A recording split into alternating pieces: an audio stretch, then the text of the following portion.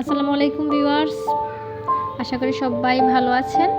তো আমি আজকে আপনাদের সাথে শেয়ার করব চিংড়ি মাছের বড়া।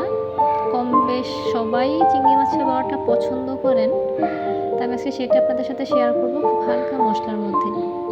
যাই হোক, প্রথমে আমি চিংড়ি মাছটা বেটে নিব। ব্লেন্ডার করা থেকে আমার কাছে বাটাটাই সবচেয়ে বেশি ভালো লাগে, কারণ এটাতে পানি একদমই অ্যাড করতে হয় না।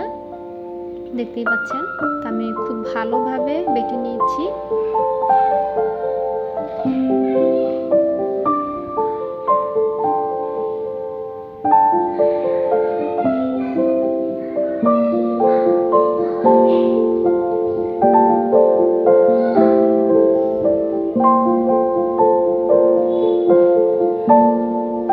আমার বাটাটা কমপ্লিট। এরপর আমি চিংড়ি মাছের সাথে সামান্য ডাল অ্যাড করব একটু মচমচে হওয়ার জন্য।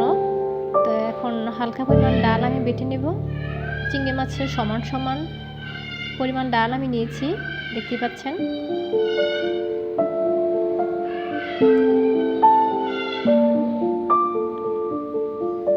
ডালটাকে আমি খুব সুন্দরভাবে বেটে নেব, কোনো রকম পানি ব্যবহার করা ছাড়া।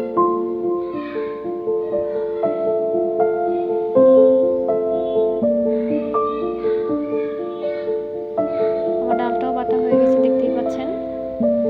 এবার আমি মশলা অ্যাড করব।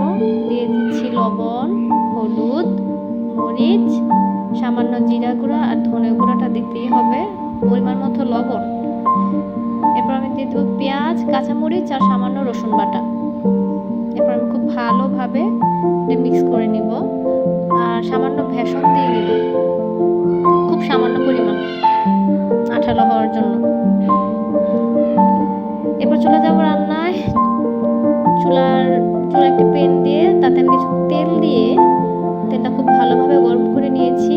এরপর আমি একে একে মিশ্রণটি বড়ার আকার করে দিয়ে দিব। আমি খুব সামান্য পরিমাণ তেল ইউজ করেছি এখানে, অনেকে ডুবো তেল ইচ্ছা করলে ভাজতে পারেন, তবে আমার কাছে এভাবেই খুব ভালো লাগে।